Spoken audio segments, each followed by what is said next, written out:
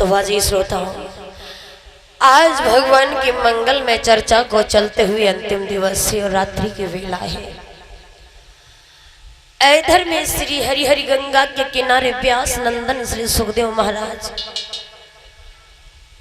महाराज परीक्षित को कथा सुना रहे हैं। जवाब दिया कि हे राजन, आज भगवान की कथा को चलते हुए अंतिम दिवस शिवरात्रि की वेला है।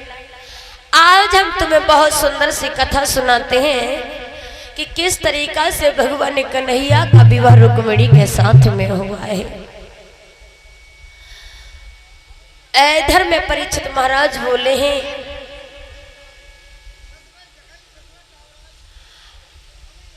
जिस समय सुखदेव महाराज हस्तिनापुर के राजा परीक्षित से बोले, ही राजन,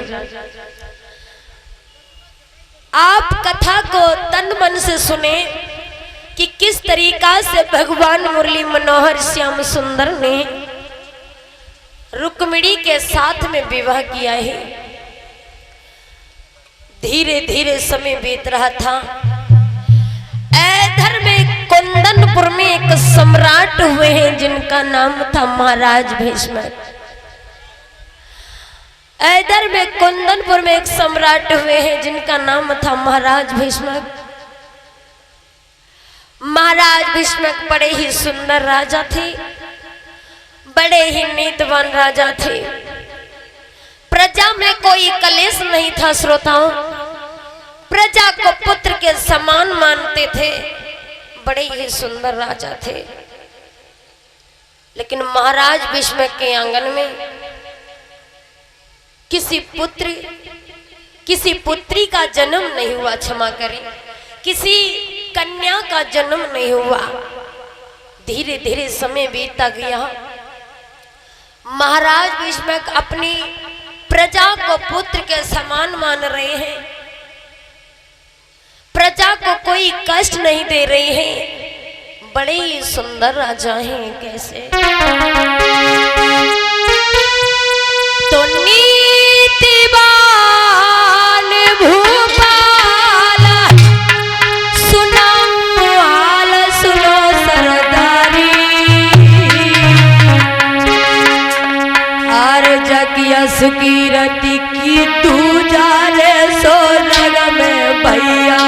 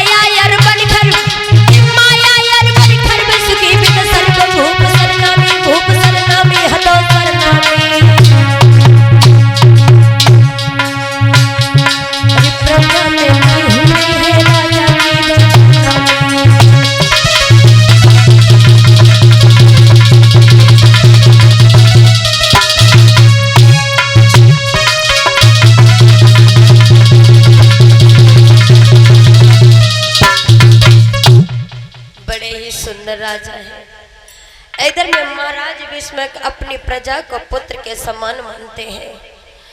प्रजा में कोई कलेश नहीं है। धीरे धीरे समय बीतता गया। महाराज भीष्म के आंगन में एक बहुत सुंदर सी कन्या का जन्म हुआ है। इधर में बहुत सुंदर सी कन्या का जन्म हुआ।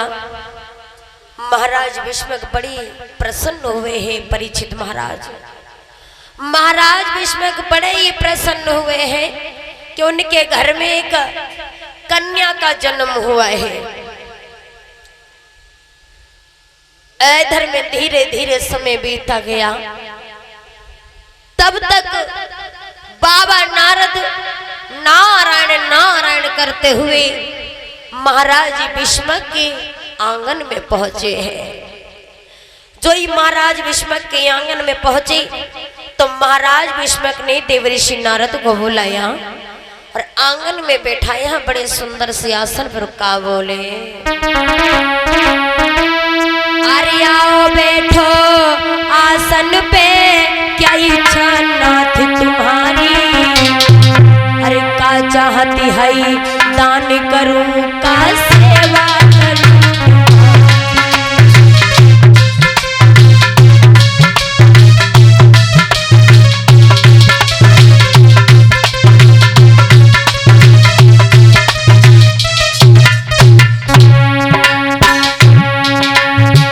महाराज विष्णुक ने बड़े सुंदर से आसन पे बैठाया है और का बोला, अरे आओ बैठो आसन पे, क्या इच्छा नाथ तुम्हारी,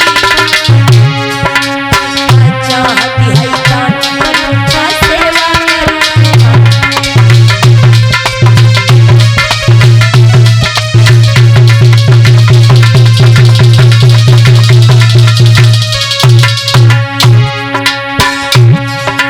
संत शिरोमणि द्वारे द्वार पे कभी किसी के न जाते,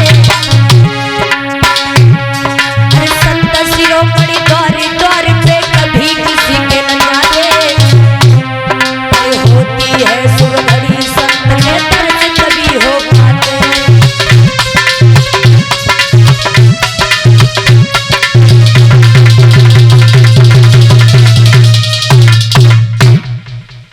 इधर में महाराज विष्मक ने बड़े सुंदर सिंहासन पे बाबा नारद को बैठाया है, कुशल मंगल पूछा है।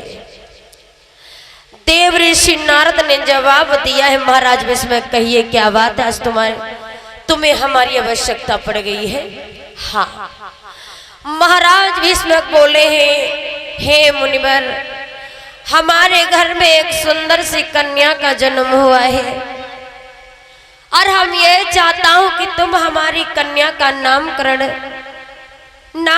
कर दो और हमारी कन्या का भाग्य बता दो। हमारी कन्या कौन है और हमारी कन्या का विवाह किसके साथ में होगा और कहाँ होगा। महाराज विष्मक ने इस तरीका से बाबा नारद से जो ही पूछा है तो इधर में जवाब दिया है।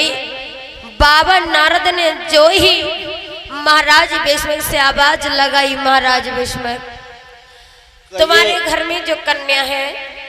गुरुदेव। हाँ प्रणाम। खुश रहो गुरुदेव। हाँ, आप बहुत अच्छे मौके पे आए हो। कहिए क्या बात महाराज विष्मक। ये बात है महाराज, मैं घर एक बहुत बड़ी खुशी भैया है। अरे क्या हुआ है। मैं घर एक लली आएगा, ये छोटी सी। तुम्हारे घर में एक लली का जन्म हुआ है ना। हाँ। तो बताओ क्या होना चाहिए। जे होना चाहिए महाराज, माई लली का नामकरण करो। अच्छा, और अस्त्रे का देखो। तो ये बात है महाराज विष्मक। और हमारी लली को जी बता दो किन के संग ब्याह होगा। सुनो महाराज विष्मक, बोलो। हम तुम्हारी कन्या का नाम भी बताएंगे और ये कौन है ये भी बताएंगे और किसके साथ में इसका विवाह होगा महाराज विष्मक हम ये भी बताएंगे। बताओ गुरुदेव। क्योंकि हमारा तो ये काम है सबका भाग्य बताना, नामकरण करना। हाँ सुनो महाराज,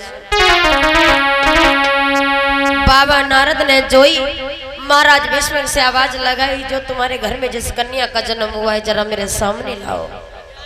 महाराज विष्मक ने क्या किया है, उस कन्या को देव ऋषि नारद के चरणों पे डाल दिया। तो देव ऋषि नारद ने जो इस कन्या को देखा और का बोले, जा कन्या नाई भवानी,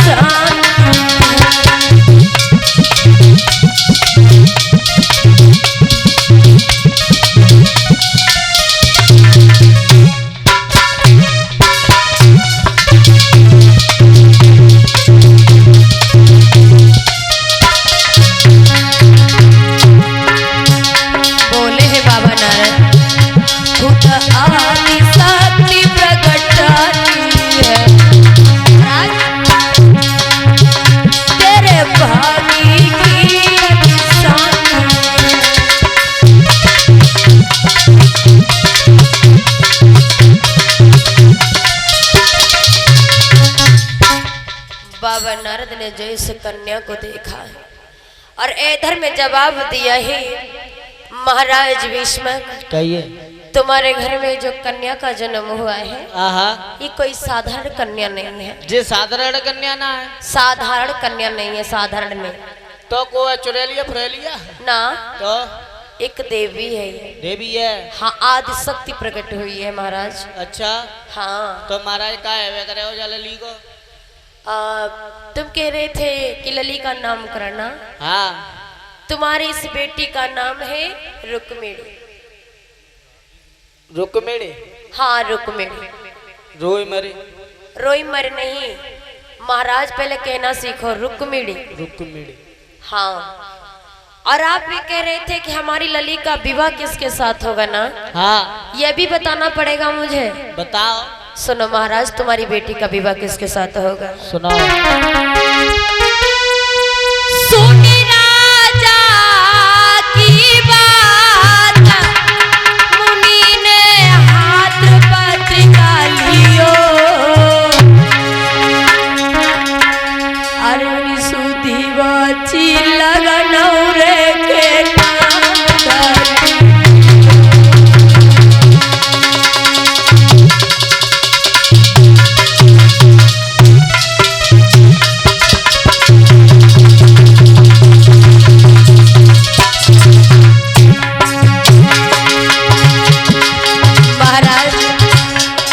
बाबा नारद ने जो ही बात महाराज विष्णु को समझाया है,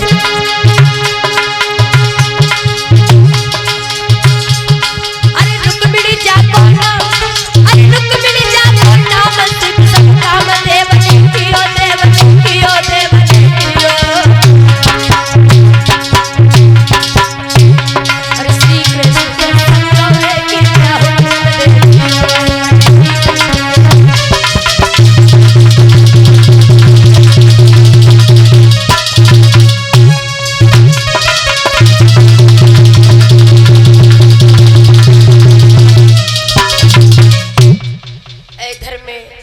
बाबा नारद ने जोई पत्रिका उठाई और महाराज विष्णु को समझाने लगे।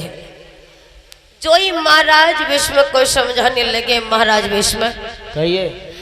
तुम्हारी कन्या का नाम है रुक्मिणी और इसका विवाह बहुत अच्छी जगह पे होगा, तुम्हें पता नहीं है? कहाँ होगा? इसका विवाह जो द्वारिका का राजा भगवान कन्हैया है उसके साथ में तुम्हारी बेटी रुक्मिणी का विवाह होगा। गुरुदेव, हाँ, हमारी लली की शादी में कोई दिक्कत तो है ना? ना ना, कोई गिरे दचका तो न ले रहा? बिल्कुल ना। लेकिन महाराज कहिए। इधर में व्यास नंदन श्री सुखदेव महाराज हस्तिनापुर के राजा परीक्षित से बोले, हे राजा, जिस समय महाराज विष्णु को बाबा नारद समझा रहे कि तुम्हारी बेटी का विवाह होगा, जो द्वारिका के सम्राट यानी राजा हैं भगवान कन्हैया, उसके साथ में विवाह होगा। महाराज विष्णु ने जो ये सुना है तो महाराज विष्णु बड़े प्रसन्न हुए हैं। अरे वाह, हमारी बेटी का विवाह होगा भगवान कन्हैया के साथ में। काय महाराज? हाँ, कन्हैया संग ब्याह होगा। हाँ, और कोई दिक्कत तो ना है? थोड़ी है। कौन सी? अब महाराज तुम्हें क्या बताएं, दिक्कत है वो तुम्हारे सामने आएगी। तो बता तो दो। क्योंकि दिक्कत ये है, जो तुम्हारा लड़का रुकुम है, उसका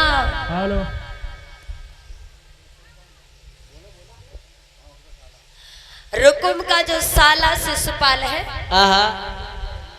चंदेली का सम्राट है, वो रुक्मिणी